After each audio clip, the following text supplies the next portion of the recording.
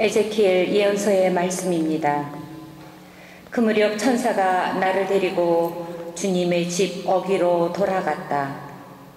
이 주님의 집 정면은 동쪽으로 나 있었는데 주님의 집 문지방 밑에서 물이 솟아 동쪽으로 흐르고 있었다. 그 물은 주님의 집 오른쪽 밑에서 제단 남쪽으로 흘러내려갔다. 그는 또 나를 데리고 북쪽 대문으로 나가서 밖을 돌아 동쪽 대문 밖으로 데려갔다. 거기에서 보니 물이 오른쪽에서 나오고 있었다. 그 사람이 동쪽으로 나가는데 그의 손에는 줄자가 들려 있었다. 그가 천 암마를 재고서는 나에게 물을 건너게 하였는데 물이 발목까지 찼다. 그가 또 천 암마를 재고서는 물을 건너게 하였는데 물이 무릎까지 찼다. 그가 다시 천 암마를 재고서는 물을 건너게 하였는데 물이 허리까지 찼다. 그가 또 천 암마를 재었는데 그곳은 건널 수 없는 강이 되어 있었다. 물이 불어서 헤엄을 치기 전에는 건널 수 없었다. 그는 나에게 사람의 아들아 잘 보았느냐 하고서는 나를 데리고 강가로 돌아갔다. 그가 나를 데리고 돌아갈 때 보니 강가 이쪽 저쪽으로 수많은 나무가 있었다. 그가 나에게 말하였다. 이 물은 동쪽 지역으로 나가 아라바로 내려가서 바다로 들어간다. 이 물이 바다로 흘러 들어가면 그 바닷물이 되살아난다. 그래서 이 강이 흘러가는 곳마다 온갖 생물이 오글거리며 살아난다. 이 물이 닿는 곳마다 바닷물이 되살아나기 때문에 고기도 아주 많이 생겨난다. 이렇게 이 강이 닿는 곳마다 모든 것이 살아난다. 이 강가 이쪽 저쪽에는 온갖 과일나무가 자라는데 잎도 시들지 않으며 과일도 끊이지 않고 다달이 새 과일을 내놓는다. 이 물이 성전에서 나오기 때문이다. 그 과일은 양식이 되고 잎은 약이 된다. 주님의 말씀입니다.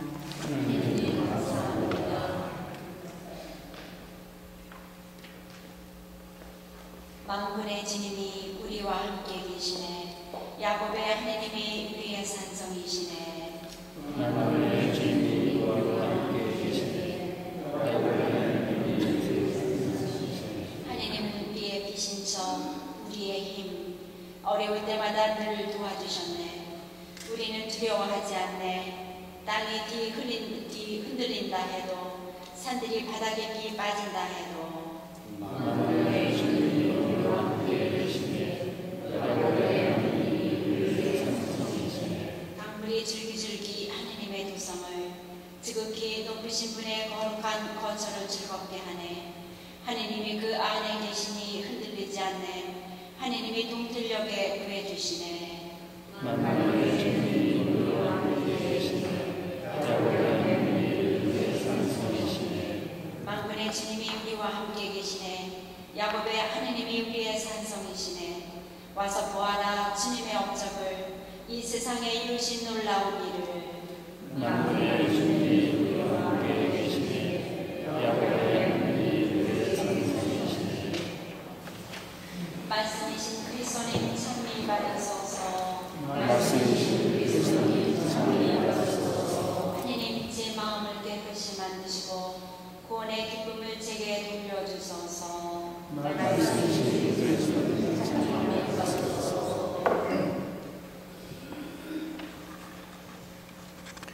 주님께서 여러분과 함께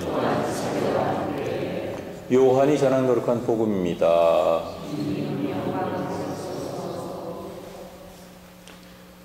유다인들의 축제가 되어 예수님께서 예루살렘으로 올라가셨다.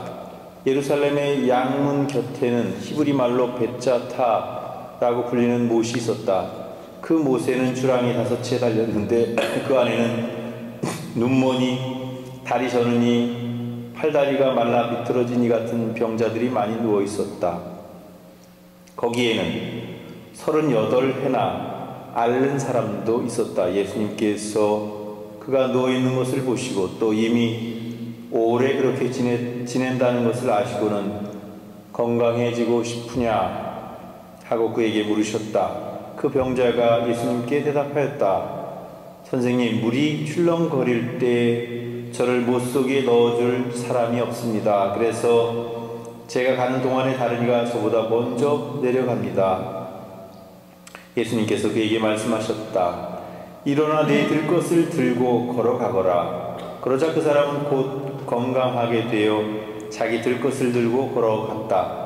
그날은 안식일이었다. 그래서 유다인들이 병이 나은 그 사람에게 오늘은 안식일이요, 들 것을 들고 다니는 것은 합당하지 않소 하고 말하였다. 그가 나를 건강하게 해주신 그분께서 나에게 내 들 것을 들고 걸어가라 하셨습니다 하고 대답하자 그들이 물었다.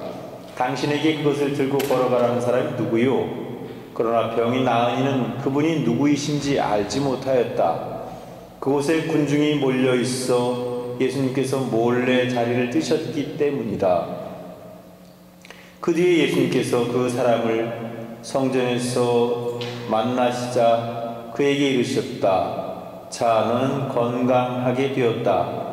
더 나쁜 일이 너에게 일어나지 않도록 다시는 죄를 짓지 마라.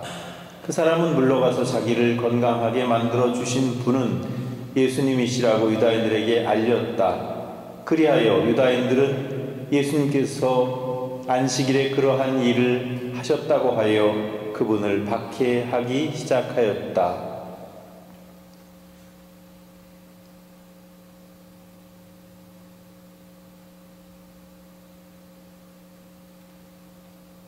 주님의 말씀입니다.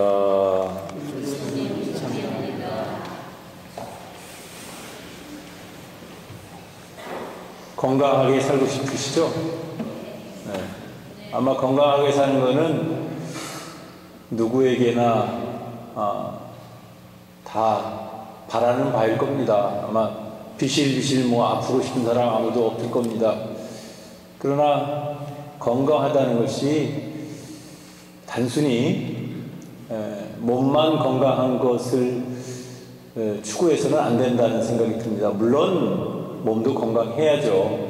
몸이 비실비실하고, 물론 다 그런 건 아니지만 몸이 비실비실하고 또 아픈 데가 많으면 사람이 좀 신경질적이 되기도 쉽고, 또 그 아픔 때문에, 또 그 귀찮음 때문에 다른 사람에 대해서 관심을 갖고 다른 사람을 사랑할 기회조차 없을지도 모르겠어요. 물론 예외적인 사람도 있어요. 어떤 사람은 아프고 병들어 있지만 그 병든 속에서도 그 병든 고통을 하나님께 봉헌하고, 또 뿐만 아니라 그런 과정에서도 아주 깊은 기도와 묵상을 통해서 오히려 고통받는 사람들을 위해 대신 기도해주는 그런 분들도 있죠. 대표적인 분이 소아데레사 성녀죠. 그분은 침대에서 거의 나오지 못하고 살았지만 성녀가 됐어요. 그것은 아마도 그 아픔을 통해서 오히려 하느님을 가까이 할 수 있는 그런 기회가 되지 않았나 하는 생각도 해봅니다. 그리고 또 현대에도 보면 남들이 볼 때에는 정말 저렇게 뇌성마비에 걸려서 저렇게 힘들고 어렵고 정말 그렇게 딱딱하게 생각하는데, 오히려 그 사람이 일반 다른 사람들을 불쌍하게 생각하고 오히려 자기는 하느님을 더 가까이 알게 된 것에 대해서 기쁘게 생각하고 기도 생활 열심히 하고 정말 그렇게 사는 분들도 있습니다. 그러니까 말하자면 육신의 건강도 중요하지만 동시에 우리 마음의 건강도 그에 못지않다 그런 생각이 듭니다. 한동안 웰빙이라고 하는 바람이 굉장히 불었죠. 그래서 잘 먹고 잘 살자. 근데 거기에는 마음의 건강, 또 더 우리 신앙적으로 보면 영혼의 건강까지는 미치지 못했던 것 같습니다. 근데 요즘은 well dying이라는 게 있어요. 잘 죽자.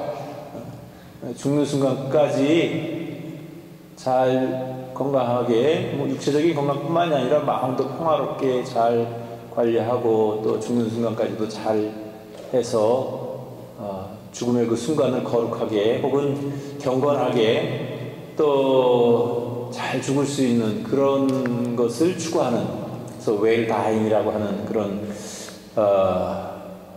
추구를 하는 그런 사람들도 있습니다. 물론 뭐 둘 다 긍정적인 면이 있고 좋은 그런 점이라고 생각을 하는데, 중요한 것은 우리가 정말 육신의 건강 못지않게 마음의 건강 혹은 우리가 신앙이기 때문에 정신의 건강도 또 필요하다, 그렇게 보여집니다. 오늘 복음에 보면 예수님께서 벳자다라는 그런 그 연못에 가셨는데, 성전을 방문하시던 길에 거기에 들르시게 된 건데, 그 성전을 깨끗하게 유지하기 위해서 못을 하나 파는데 그게 이제 벳자다라는 그런 연못이었어요. 근데 그 연못에는 아주 오래된 전설처럼 내려오는 민간 신앙이 있었습니다.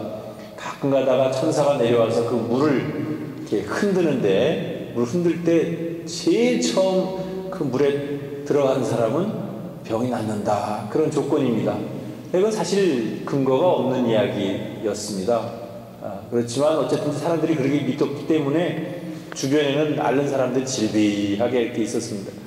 그 중에는 38년간이나 거기에서 병을 앓고 있는 사람이 있었는데, 그 사람은 자기가 혼자 스스로 거동하기가 힘들기 때문에 물이 설사 이렇게 표면이 움직인다 해도 그 사람이 들어가기 전에 벌써 발 빠른 사람이 먼저 가가지고 기회가 없이 38년이라는 기간을 이렇게 기다리고 있었습니다. 그 사람을 만나서 예수님께서 하신 말씀이 바로 건강해지고 싶으냐는 그런 말씀이었습니다.